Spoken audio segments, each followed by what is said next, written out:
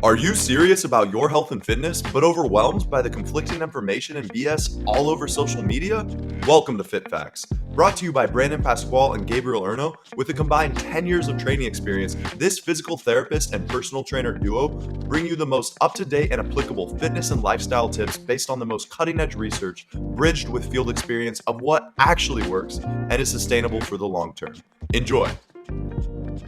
Speaking of food, so I think we were talking about before this podcast. We were talking about like how you want to get more Filipino food. Well, yeah, I've had lumpia one time. Okay, nice. Okay. But I want to expand my palate. You know, I love foods of different cultures. So I was saying, you got to show me a spot. Do you know any spots in San Diego for Filipino food? I've definitely passed by a few. Yeah. And then Paige has been like looking also because she wants to get like more Filipino food where it's like not stuff like my mom makes, but it's more like from a restaurant kind of thing. Yeah. Where they have more variety. I guess like have you ever heard of like mango sticky rice? Yeah. Oh yeah. Oh shit. Yeah. Isn't that Thai as well? It might be Thai also, but yeah, it's literally just like white rice and mango. Yeah. Oh, it's so good. I've had it. Yeah, it's really good. Damn, dude, you're out here being worldly right now. Worldly, exactly. Worldly, being cultured out here. But on this episode, we're gonna be talking about how exercise variety is on social media is a scam. What do we mean by that? Well, you look at social media, you see a lot of extremes, right? You see people saying this exercise is bad, it's killing your gains. You see people saying, look at this bicep workout I made. Yeah. And you look at the bicep workout and you're like, these are not traditional movements. Mm-hmm. Like, there's no regular bicep curl within this workout. It's all like, I'm holding a plate like this with my wrist bent, or I'm doing a bicep curl, but I'm like turned to the side. And, you know, some of it, of course, is legit, but a lot of it, you look at it and you're like, why? Like, is this legit? Is this not? Yeah. And it can be kind of confusing. Yeah. And the answer is yes, a lot of this is bullshit. A lot of it is done because it looks cool, because it's very eye-catching. You see a really jacked guy doing a bicep curl in this weird fashion, you've never seen someone do it before, you kind of stop and you linger and you think, oh, there must be something to this. Yeah. But in most of the cases, not all, these exercises are actually going to be less efficient than their traditional counterparts, so you don't actually want to get wrapped up into it. So an example I would give, and this is maybe not the best example, but it'd be like, you see a lot of exercise combos. Mm-hmm. So you'll see someone do they'll do a bicep curl straight into a press. Yeah. And you think like, oh, that's cool. Like, yeah, you're just working both muscles. You're getting the bicep and you're doing your shoulders at the same time. That's awesome. But the problem with that is from multiple angles. Let's say your goal is building muscle. Mm-hmm. Okay. Let's say that we just do a set of bicep curls and then we're done with our bicep curls. Now we go on to the shoulder press. You're focusing on one, you're putting all your energy into that one movement. Let's say we do the combo now. All right, well, first of all, your shoulders are way stronger than your biceps, you know. So the amount of weight that you're using that's going to really stimulate your biceps on that curl, well, it's not actually going to be enough to now stimulate the shoulders. Mm-hmm. So you're kind of just not stimulating your shoulders. And it's also, you're wasting energy from the curl on the press too. So it makes no sense. And it's like you're using the momentum. Right? Well, that could be part of it too, but let's say you're even doing it strictly. It's still like, all right, I'm wasting energy on this, so now that I go into this, I have less energy. Mm-hmm. You should just break it down into one or the other. There's like this really funny video I saw. There's this influencer, Sean.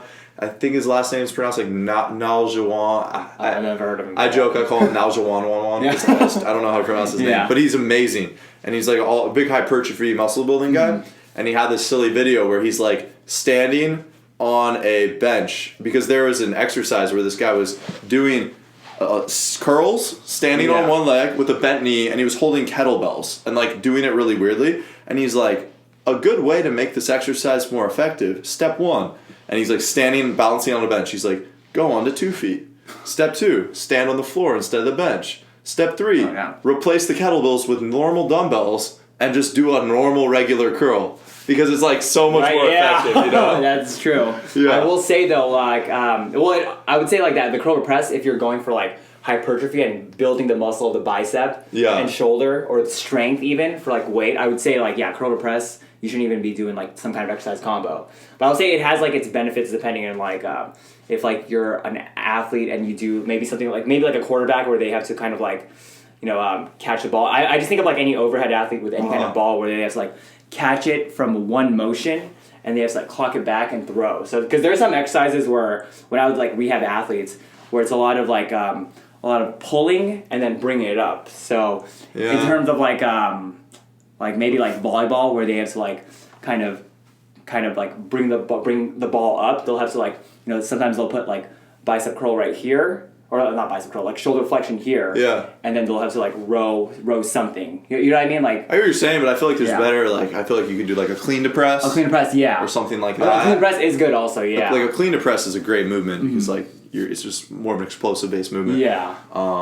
But I see what you're saying. It's like you're rehabbing from like an injury, because like I guess like I forgot what sport did a lot of the clean. I think it might be basketball. Yeah. Because like they're passing it a lot and they're shooting it. Because it's like you're literally doing like segmented motions. Okay, so from a rehab standpoint, there's definitely a point to maybe segment something. You know. Yeah. Do like a row press, something like that. That makes sense. So I guess, you know, there's potential value, but I think we would both agree the way these people are promoting on social media is from a muscle strength building standpoint. And from that standpoint, it's just super dumb. Exactly, yeah, because it's like the general population that are like that, they definitely are promoting, because it'll be like, oh, get more tone in your shoulders, do a curl to press, like what you said. Yeah, so that's where I'm like, okay, maybe that's not that. Okay, not even maybe that isn't the best way to like give hypertrophy to your shoulders. Like I even think of I'm gonna mention my my roommate in college. So during COVID, when all the gyms had shut down, he was working out in the apartment, and for some reason I had all these weights and I had a power tower, pull up, dip. No, he didn't use it. He said he would do these workouts on social media, and I remember one of the workouts was you do a press, but you use your couch. And initially it's like, oh, yeah, cool. But then you think about it, it's like, well, the couch is still set on the floor here. Yeah. So the actual weight that you're getting from the press is almost nothing. And then they had this whole, it was a couch only workout, right? So you do the press on the couch, then you put the couch on your back and you do like a back squat with the couch. But they're putting a couch on their back? Yeah, so the couch is like here and here. But like the actual weight, the resistance that you're probably getting from that couch is like less than 20 pounds. Oh, shit. Which is like crazy. Okay, for some reason I was picturing like a heavy ass. No, because like think of like a couch, but it's like this chair, but this chair is here, and then it's just this moving. So it's like really not that much of the weight is actually being used. Like, you're not like holding the couch over. That's what I thought. Like two of the legs are still on the floor. So you're doing like all these different exercises with the couch, and it's like okay, maybe on one of the exercises it was kind of challenging on the smaller muscle group. Yeah. If you're doing a squat with the couch, you could literally just put like, I don't know, like a bunch of random objects in a backpack that weighed up to like 50 pounds, and it would be more resistance than that. But it looks so cool on social media to have a quote unquote couch workout. Yeah. That like they put it out there. And now I will say that like if your goal is not to optimize progress, like if you don't care about getting the most optimally stronger or more muscular, and you just want to have fun with your workouts, get some like cardiorespiratory activity, just, you know, stay healthy. Yeah, it's totally fine to do that. But these things are just very ineffective. So because like you do see a lot of those movements in like those group training classes. Yeah, like it would be like a row to a kickback, something like that. A row to kickback. That's such a good point. Well, I feel like a row to a kickback's kind of crazy because that's such a good example, because if you're doing a row to a kickback, your back muscle's so strong. Like for me, I don't know, let's say I'm rowing like, I don't know, like 70-pound dumbbell. I can't kick back a 70-pound dumbbell. Can't kick back. I think I could probably kick back like a 30-pound dumbbell maybe. But then, so now if I'm doing a row to a kickback, I have to do 30 pounds because my tricep is limiting what I can row now. Yeah. And that row I'm getting no benefit from. So that's a really good point. And you'll see a lot of those exercise combos in like Orange Theory, like these circuit training classes, which again, like there's still a value in incorporating these in from the standpoint of like, you're still just like activating the muscles. You're going to like, you're still healthy and you're exercising. But it's if you're trying to actually gain the most strength or muscle size. Yeah, like if you're trying to be ridiculous. Like if you're trying to be like really efficient in like targeting that muscle, like targeting that. Yeah, so that's where it becomes like ineffective. I think for most people watching these videos, they just don't realize like how ineffective it truly is. Yeah. The last thing I'll kind of add to that would be like ab circuit stuff. So you look at like someone's like how to get a shredded six pack, and it's 30 reps of ab flutter kicks straight into 30 reps of bodyweight Russian twist. And it's like initially, and I've even given my clients some of these stuff in the past, because initially like you can make some pretty good progress on that. It's quick, it's easy, it's fun. But But down the line, as you start to get stronger, all right, now we actually have to progressively overload the movements. So you're either going to have to start to weight it or make the exercises more challenging, which I've done with the clients. So they've been able to make progress continuously. Right. If you just always think like doing sets of 30 reps of flutter kicks and shit is going to grow your abs, it's not. But there's some weird perception with ab training that abs are like different. Like, have you ever noticed? No one's ever like do 30 bodyweight reps of like bicep curls straight into like 30 like bicep swings, like whatever. Yeah. But they do it with abs. Yeah. So I feel like I'm pretty like, let me know if you disagree. Like, pretty sure like the way to actually like get the same amount of like growing the muscle of your abs is probably just like 6 to 10 reps of like hanging leg raisers weighted. Right. Yeah. Or is that? I feel like I might say that like abs might be conducive to like maybe a little higher reps because, like for instance, I think of like doing crunches. Like I don't know, doing a set of like 6 crunches. I don't feel like that would be very practical. Maybe like a decline sit up. Maybe with weight. Potentially, I'm not gonna argue, but I would say like I feel like generally the 10 to 20 range feels a little better as far as ab training goes. But I could definitely see somebody incorporating like lower rep ab training for sure. Yeah. Okay. Yeah. All right. Yeah. So before we get into like the main problem of why people or why people kind of buy into this like scam with exercise variety, we do want to say like for me I feel like every exercise has its benefit. Like there's no quote unquote bad exercise. As far as like that's another thing that social media promotes, right? Yeah. Like this exercise is putting you you're gonna tear your shoulder with this exercise, or this exercise is causing a muscle imbalance. Yeah, exactly. Or this exercise is just not good. Yeah. Yeah. So I would say when social media they're doing their job of like marketing exercise to you, but I'll tell you right now, every exercise has its value, really depending on what your goal is, and of course like can you do it correctly with good mobility and good strength.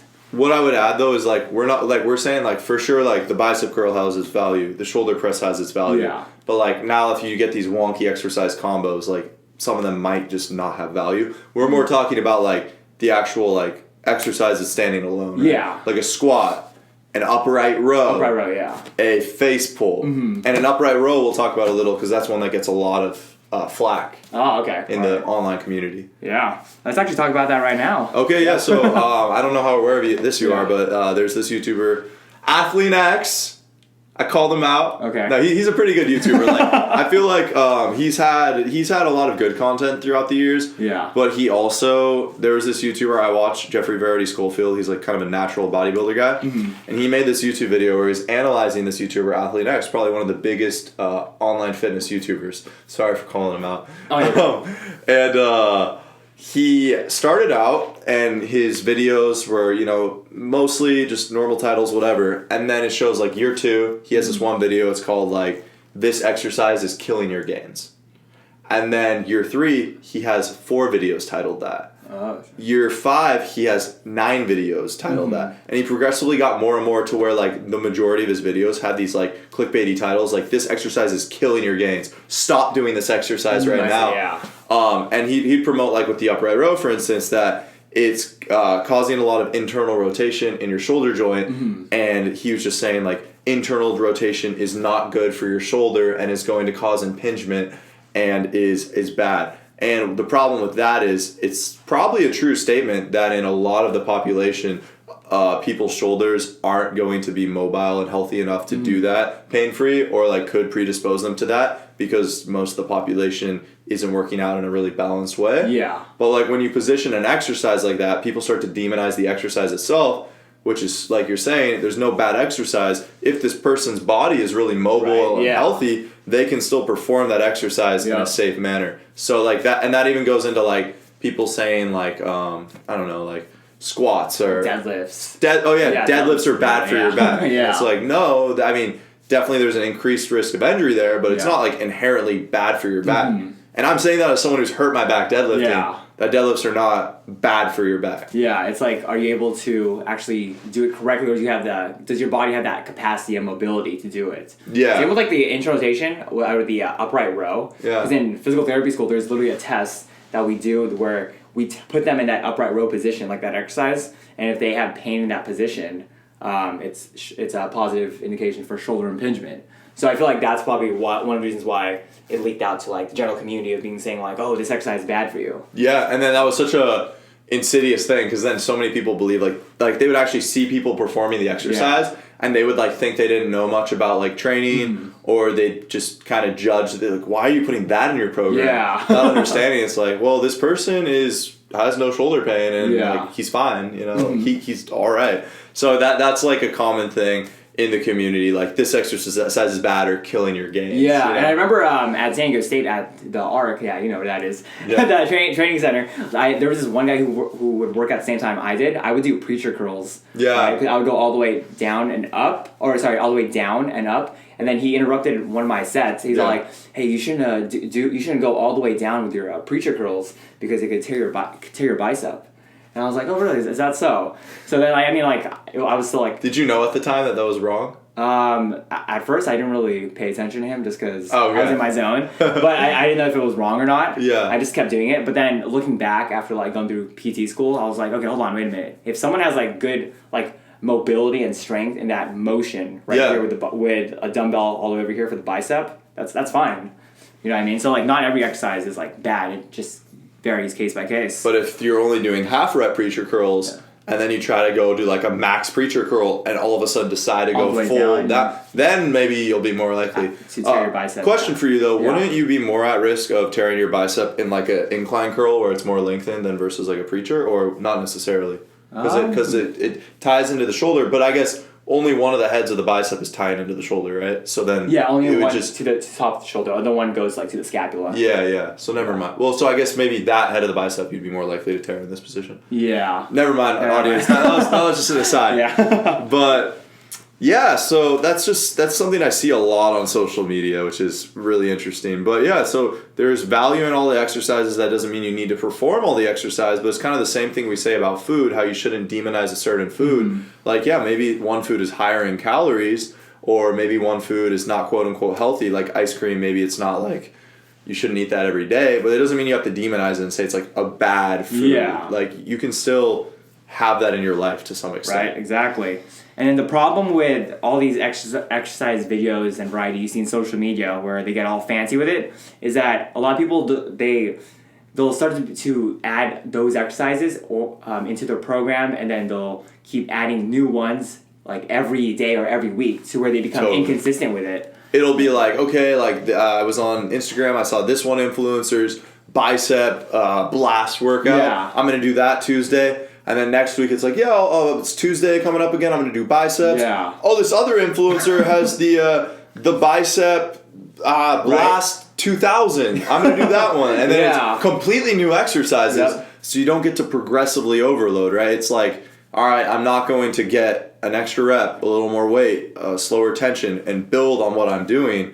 Now I'm just going to fully switch it up and just totally short my progress. Yeah, it's like those influencers are giving you like all the exercises that you could, like an endless list of exercises, but are they actually giving you like a program or a plan? Or are you giving yourself a program or plan? Because you could like definitely choose like one or two of those exercise variety things that you see on like Instagram. Yeah. But are you actually going to do them for like 4 or 6 weeks in a row? You know, because then maybe you'll make some progress. But the thing about like all those exercise you see on social media where it's a bunch of variety, it's really just giving everyone that like short span ADD mentality. Totally. Yeah, where it's like, oh shit, I need to do this exercise, then they scroll, they see another one, let me add this one, oh wait, this doesn't look that good.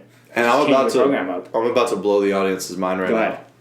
Those influencers don't do those workouts. They didn't build their body doing those workouts they're showing you. Most likely not. They built their physique doing the type of workouts we tell you to do. They were doing, heavy compound movements. Like they weren't doing this like weird standing on one leg, bicep to press, or like they were doing traditional hypertrophy stuff to build those movements. So it's like they just know it gets clicks. They know it looks good. So that's why they put it out there. They're just playing the game and trying to get you to follow and play their game as well. And the one thing I'll say about the fitness community is, like, initially when I was more naive and early into it, I was like, I think a lot of these people are like, just misinformed.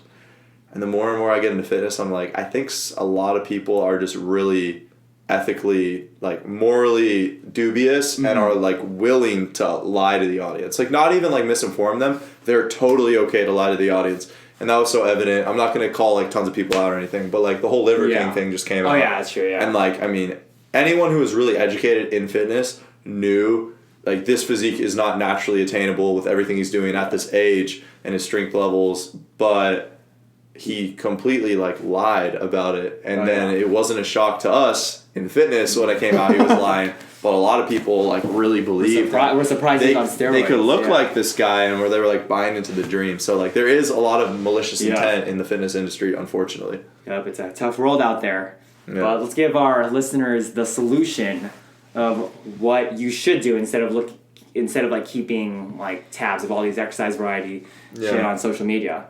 What should they do? Well, you should pick exercises in your plan that are good quality exercises and then stick to those for a phase like we've talked about in the past of 4 to 8 weeks. So, again, I will say that there are good influencers out there on Instagram. There's influencers I'll find where they'll be like talking about some new variation they do and they'll explain why, and I'll intelligently listen and say, wow, they make good points. Let me, at the end of my current phase, put that in my workout and try it. Right? But the thing with those influencers, they're usually actually giving you a good explanation, like why this is a good exercise. You know, they'll talk about like this is a good exercise because it does this, and you can usually tell like the more. Actually, I wouldn't say you can usually tell who's a more honest influencer. Yeah, but if they're explaining and they're giving nuance to it, that's a good sign, right? Yeah. So that's one thing. Find exercises also that are going to be tried and true exercises. You can always find some more interesting variations down the line as you become more educated and knowledgeable on your own journey. But then implement those and stick with them for a while. Yeah, like consistency is really the key. Like, you really have to kind of be clear of like what your goal is before trying like some kind of workout program that you make for yourself or that you buy off someone. Totally. Like a trainer. You have to know like what is your actual goal. So once you get your goal, you want to grab exercises that will help you reach that goal. Yeah. And you want to be consistent with those exercises. You can't just like give up after like maybe 2 weeks from not seeing progress or from just because you saw something cool on TikTok. Like, is your goal to gain a lot of muscle mass in your chest? Okay, then maybe doing some like dumbbell pressing is a good movement. Yeah. But like if your goal is to gain muscle mass in your chest and all you're doing is 1 rep maxes of barbell bench press, you're not going to gain much muscle. Maybe if you want to gain strength, but it can get very specific. You got to think about your goal, and is what I'm doing actually conducive to my goal? Am I trying to get stronger and more muscular and I'm running every day? Well, then there's a disconnect there, and that's a lot more common, unfortunately. Right? Yeah, so you really want to be clear with your plan when you're definitely selecting what program you're going to do, and definitely don't fall for all these scams you see. Charlatans. They're out there. Who? Charlatan. I'll tell you about that word later. Anyway, thank you for listening to Fit Facts. I'm Gabe. I'm Brandon. This is one of the best fitness podcasts in the world. Guys, we're only getting started. It's only getting better. We have the intro, the better mic quality, the studio. So thank you so much for listening. We really love bringing you guys value that hopefully improves your lives. If you like the podcast and you're watching on YouTube, please subscribe to our channel and like the video. If you're listening on Spotify, rate us 5 stars. And if you're listening anywhere else, I don't really know what to do because I don't really know what you can do on other platforms. But we'll tell you in the next episode. Probably Apple Podcasts. You could rate us also. Rate us. We'll let you know on the next one. Peace. Later.